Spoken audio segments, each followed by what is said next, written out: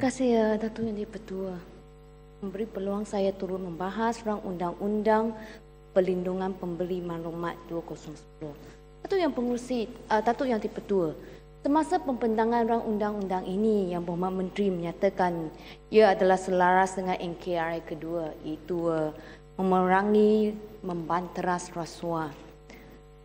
Nampaknya sejak kebelakangan ini kerajaan sedang mengambil inisiatif untuk memastikan pelan hala 7 GDP ini dapat dicapai. Usaha ini adalah dialu-alukan.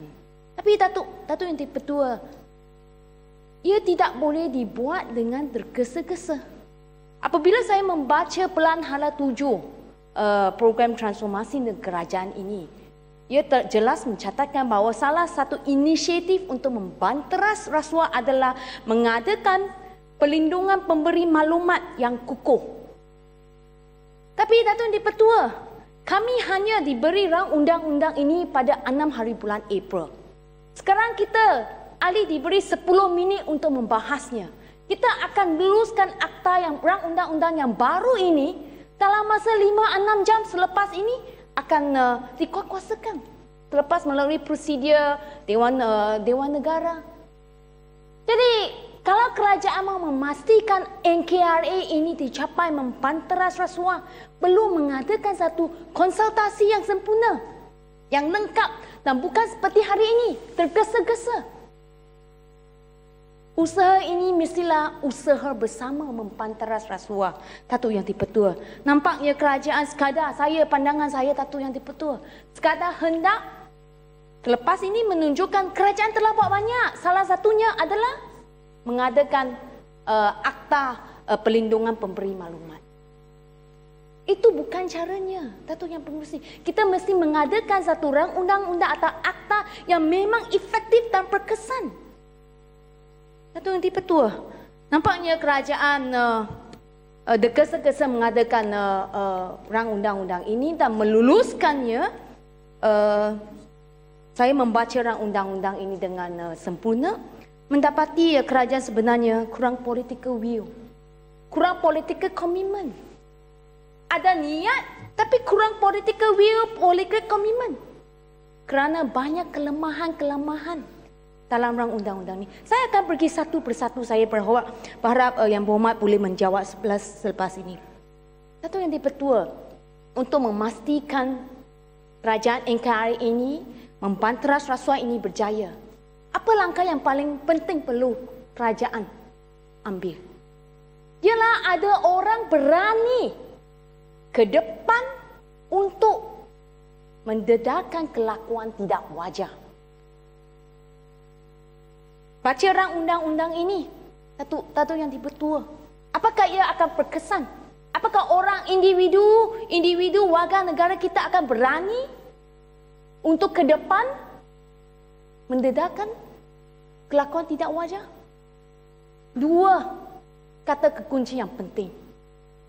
Apakah rang undang-undang ini berjaya memberi keyakinan dan kepercayaan bahawa apabila seseorang itu ke depan memberi maklumat, memberi pendedahan kelakuan tidak wajar, ia akan memperoleh siasatan yang bebas, siasatan yang profesional, siasatan tanpa pengaruh orang-orang atasan, orang-orang berkuasa, orang-orang berpengaruh atau orang-orang politik. Kepercayaan dan keyakinan. Dan seterusnya, apakah individu yang berani ini keluar memberi maklumat kelakuan tidak wajar ini akan berasa selamat selepas beliau mendedahkan maklumat ini kepada agensi penguasa.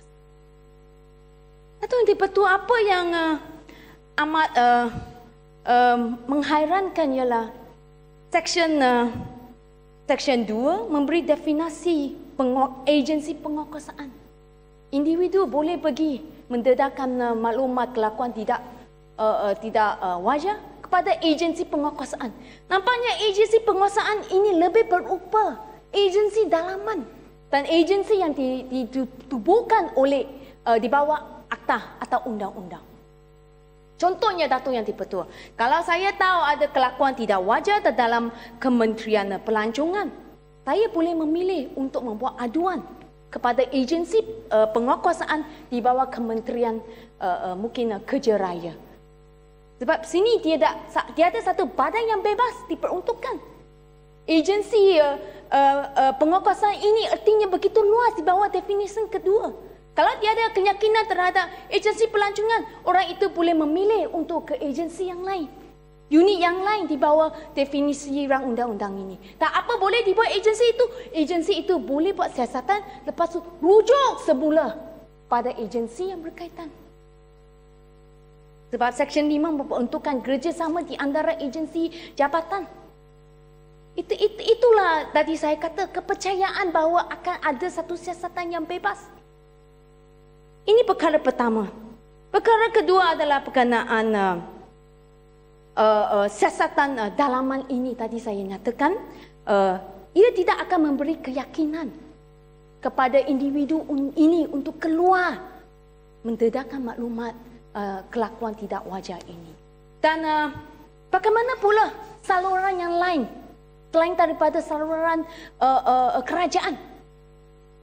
Definisi Seksyen 2 adalah saluran kerajaan, agensi penguatkuasaan. Mengapa tiada tidak diberi pilihan memandang kerajaan tidak mahu mengadakan satu badan yang bebas untuk menerima aduan-aduan atau maklumat kelakuan tidak wajar ini? Mengapa tidak pergi saluran yang lain? Bagaimana kalau individu mahu mendedahkan maklumat ini kepada union, kepada NGO, kepada majlis peguam? Tiada saluran lain.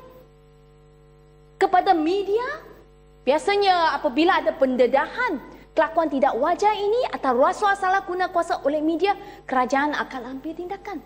Tapi dalam undang-undang ini, tiada perlindungan kepada media whistleblower.